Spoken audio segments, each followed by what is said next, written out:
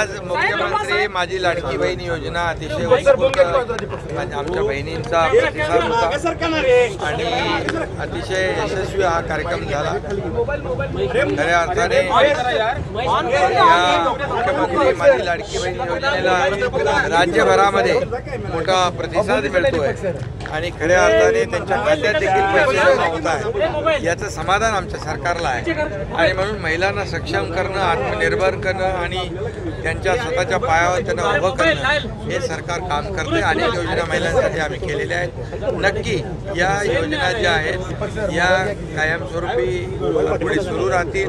त्यासाठी पूर्ण आर्थिक वर्षाचा जी तरतूद आहे ती देखील अर्थसंकल्पात केली आहे।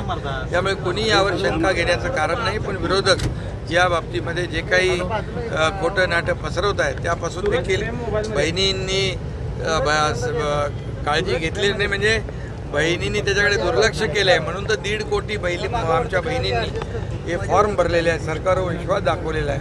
त्यामुळे आजचा हा कार्यक्रम मोठा झाला। त्याचबरोबर आपला इथला स्वप्नील कुसळे ऑलिम्पिक वीर त्याचाही कार्यक्रम चांगला झाला, त्याचंही मी अभिनंदन करतो, त्यालाही शुभेच्छा देतो। आणि कोल्हापूरला की इतिहास आहे आणि या नगरीमध्ये आज हा होतोय कार्यक्रम, त्याबद्दल मी सगळ्यांनाच मनापासून शुभेच्छा दिलेल्या आहेत। आपल्याला देखील मनापासून शुभेच्छा। कोल्हापूरसारख्या घटना ज्या आहेत त्या सर्वत्र महाराष्ट्रात घडतात। आज कोल्हापूरमध्ये देखील 10 वर्षाची खून झालेली आहे, मात्र अत्याचाराचा संशय त्या ठिकाणी कोणालाही सोडलं जाणार नाही। कोणी गुन्हेगार असला तरी सुद्धा त्याला कठोर शिक्षा दिली जाईल। गृहमंत्री महोदयांनी देखील त्याच्या बाबतीमध्ये आता माहिती घेतली आहे।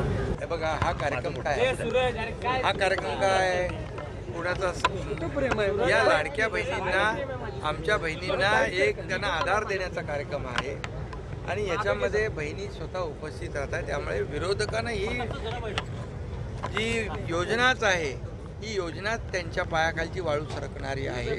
आणि 1 मिनिट यामध्ये एकच मी सांगतो की या योजनेला कसा खोडा घालायचा, ही योजना कशी बदनाम करायची या बाबतीमध्ये सातत्याने त्यांचे प्रयत्न सुरू आहेत।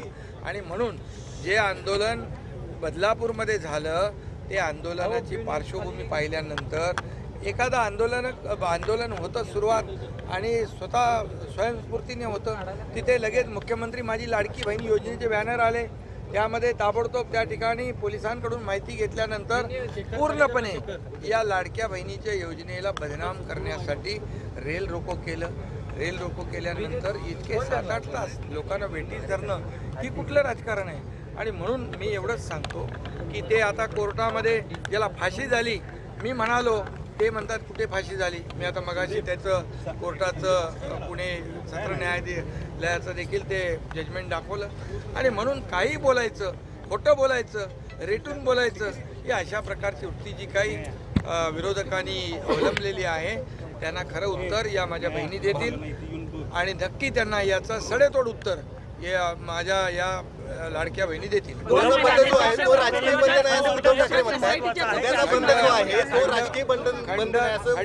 खंडपीठाच्या बाबतीमध्ये देखील इथली मागणी अनेक वर्षांची आहे। 15 ऑगस्टच्या कार्यक्रमाच्या वेळेस मी स्वतः मुख्य न्यायाधीश आहेत त्यांच्याशी चर्चा केली, आमच्या गृहमंत्री महोदयांनी चर्चा केलेली आहे आणि ते देखील लवकरात लवकर त्याचा सकारात्मक निर्णय लागेल।